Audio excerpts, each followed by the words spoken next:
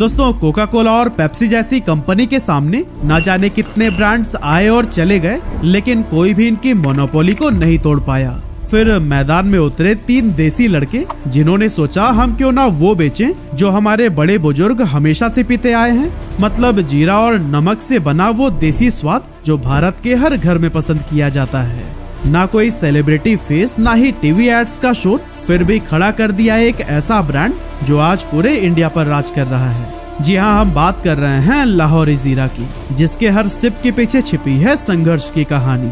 और हाँ, आप शायद ये भी सोच रहे होंगे कि आखिर इसका लाहौर से क्या कनेक्शन है। तो चलिए आपको सब कुछ शुरू से बताते हैं आगे इस वीडियो में। तो दोस्तों, ये बात है 2016 के एक शाम की। 3 कजन्स सौरभ मुंजाल, निखिल डोडा और सौरभ भूतना उर्फ सन्नी हर रोज की तरह कैजुअली मिले थे। हाथ में कॉफी थी, लेकिन दिमाग आइडिया से भरा हुआ था। तीनों का बैकग्राउंड अलग अलग था, इंटरेस्ट भी टोटली अलग थे, लेकिन एक चीज कॉमन थी, कुछ अपना करना है, वो भी बड़ा।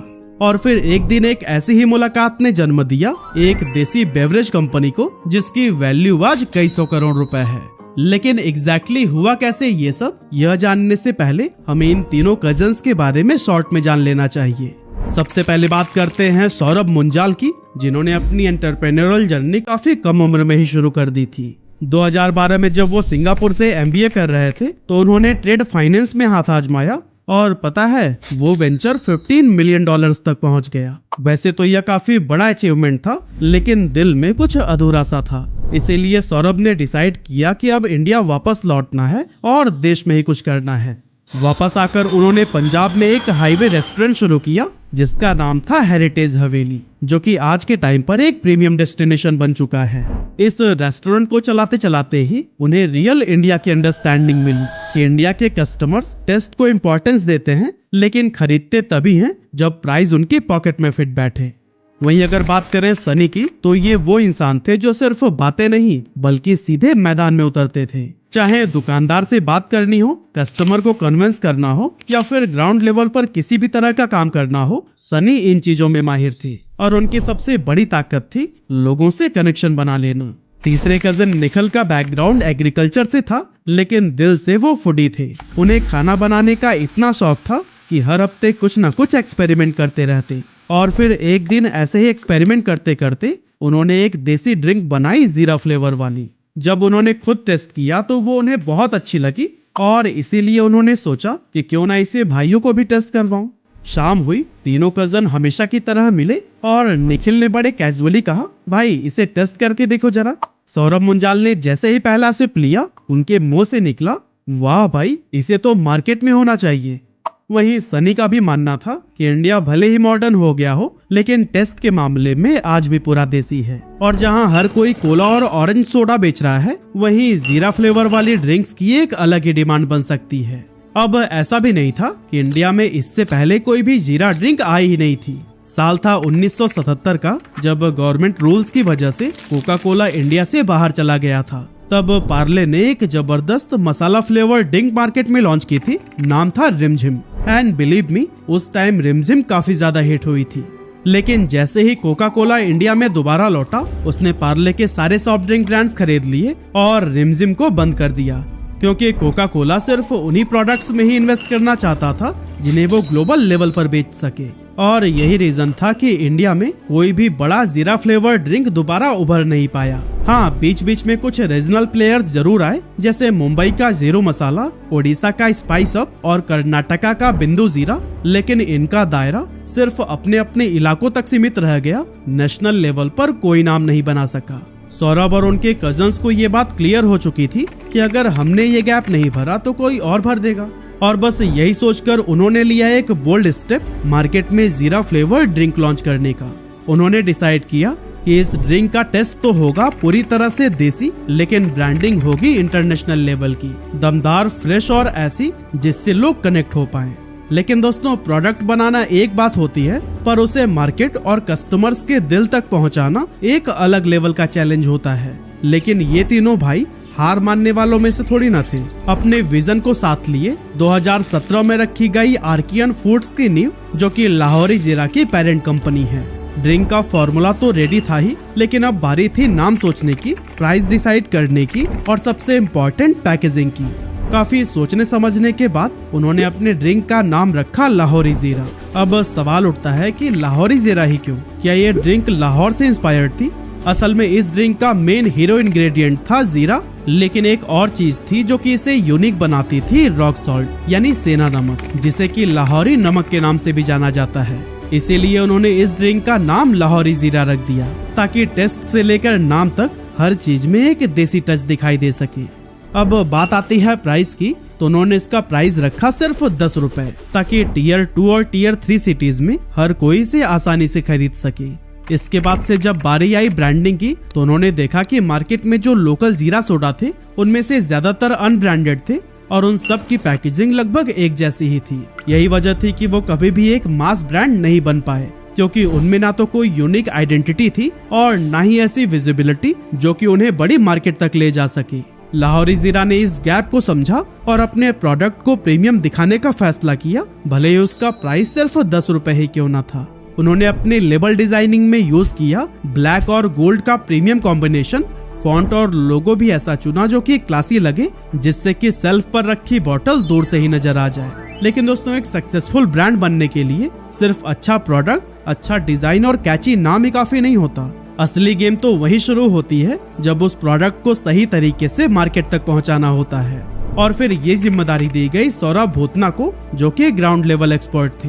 अब जब सौरभ ने लुधियाना के एक बड़े डिस्ट्रीब्यूटर से बात की, तो पहले तो सब कुछ नॉर्मल लगा, लेकिन आखिरी मोमेंट पर डिस्ट्रीब्यूटर ने एक कंडीशन रख दी, मैं एडवांस पेमेंट नहीं दूंगा, माल रख दो, अगर बिक गया तो ठीक, वरना वापस लेकर जाना।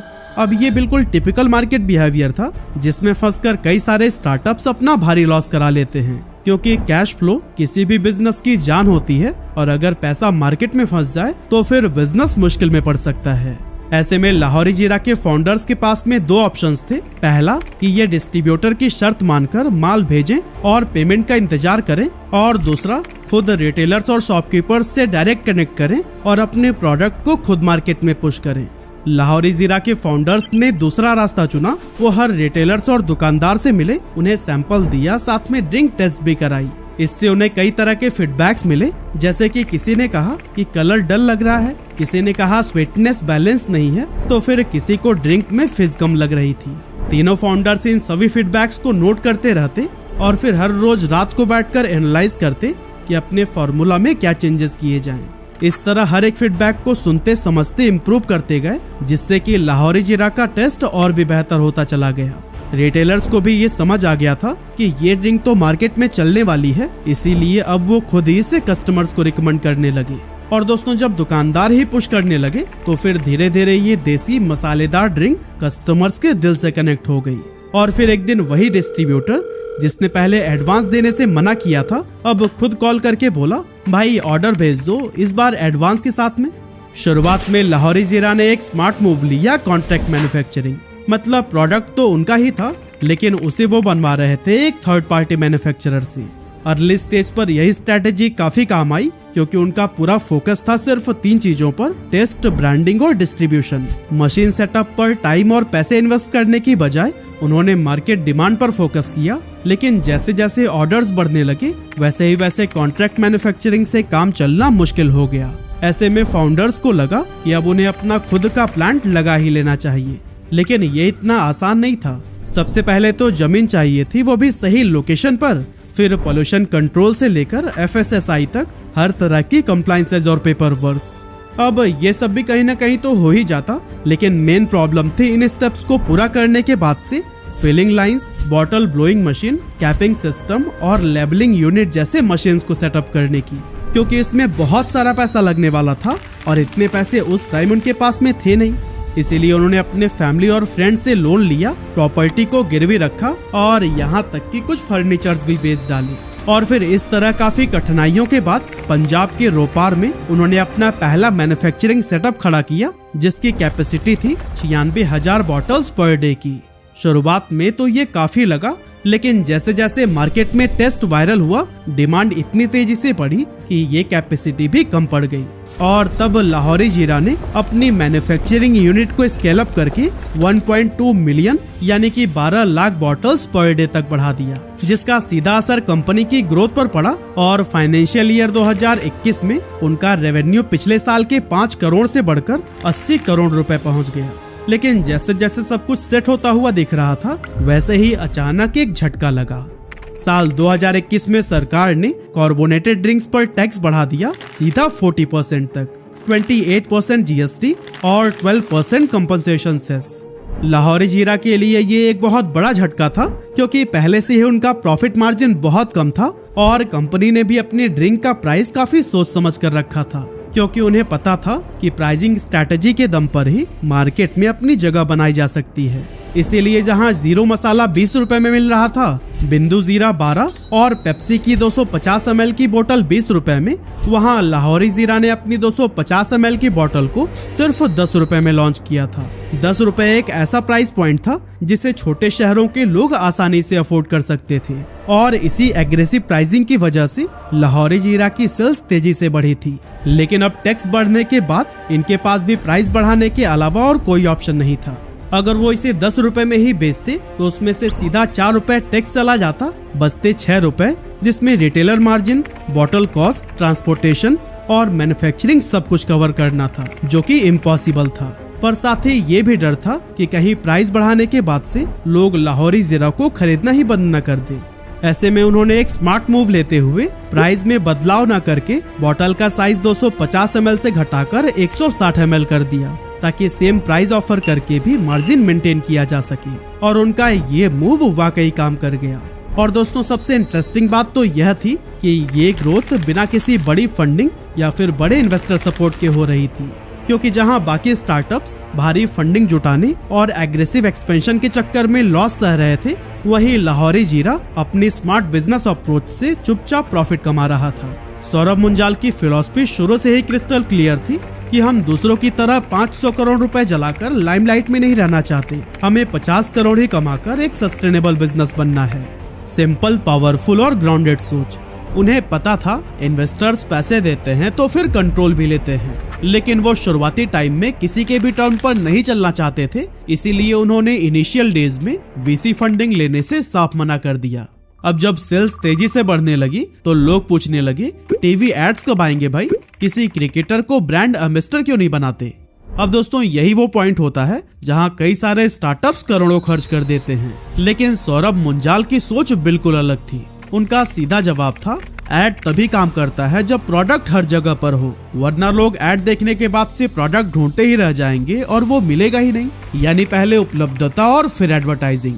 इसीलिए उन्होंने शुरुआत में मार्केटिंग पर 1 रुपए भी खर्च नहीं किया। और दोस्तों, इन्हीं स्ट्रैटेजीज का ही नतीजा था कि 7 साल बाद जब लाहौरी जीरा का पहला मार्केटिंग कैंपेन लॉन्च हुआ, हर कोई पी रहा लाहौरी जीरा, तो फिर वो तुरंत वायरल हो गया। मसालेदार, मजेदार, हर कोई पी रहा लाहौरी जीरा। ना कोई सेलिब्रिटी, ना कोई फ्लैशी फेस, लेकिन फिर भी एडवर्टाइजमेंट था सुपरहिट। अब शुरुआत में ये ड्रिंक सिर्फ पंजाब, हरियाणा, दिल्ली और यूपी तक ही सीमित था, लेकिन 2022 में उन्होंने 8 और स्टेट्स में ट्रायल शुरू किया और आज के टाइम पर अगर देखें तो फिर 18 राज्यों में लाहौरी जीरा ने अपनी स्ट्रॉन्ग पहचान बना ली है। आज 2000 से ज्यादा डिस्ट्रीब्यूटर्स और 5 लाख रिटेल आउटलेट्स के जरिए लाहौरी जीरा तेजी से मार्केट को कैप्चर कर रहा है। इसकी डिमांड इतनी स्पीड से बढ़ रही है कि कंपनी रोजाना 50 लाख बॉटल्स बना रही है, फिर भी पीक सीजन में सप्लाई डिमांड के मुकाबले काफी कम पड़ जाती है। आज की अगर बात करें तो लाहौरी जीरा की फाइनेंशियल ग्रोथ भी ठीक उसी स्पीड से बढ़ रही है जैसे कि उसकी डिमांड। लाइक फाइनेंशियल ईयर 2021 में जहां इसका रेवेन्यू 80 करोड़ रुपए था, वहीं फाइनेंशियल ईयर 2022 में ये बढ़कर 250 करोड़ रुपए तक पहुंच गया। लेकिन दोस्तों, ये तो बस अभी शुरुआत ही थी, क्योंकि 2024 में कंपनी ने 300 करोड़ रेवेन्यू का भी माइलस्टोन पार कर लिया, वो भी 3 गुना प्रॉफिट्स के साथ। और अब कंपनी का अगला गोल है 2025 में 500 करोड़ रुपए का रेवेन्यू पार करना। लास्ट में बस मैं यही कहना चाहता हूँ, 3 कजन्स, एक देसी आइडिया और 0 मार्केटिंग बजट, फिर भी आज लाहौरी जीरा हर दुकान, हर गली में दिखता है। क्योंकि जब प्रोडक्ट दिल से बना हो तो फिर वो सीधा कस्टमर्स के दिल तक ही पहुंचता है।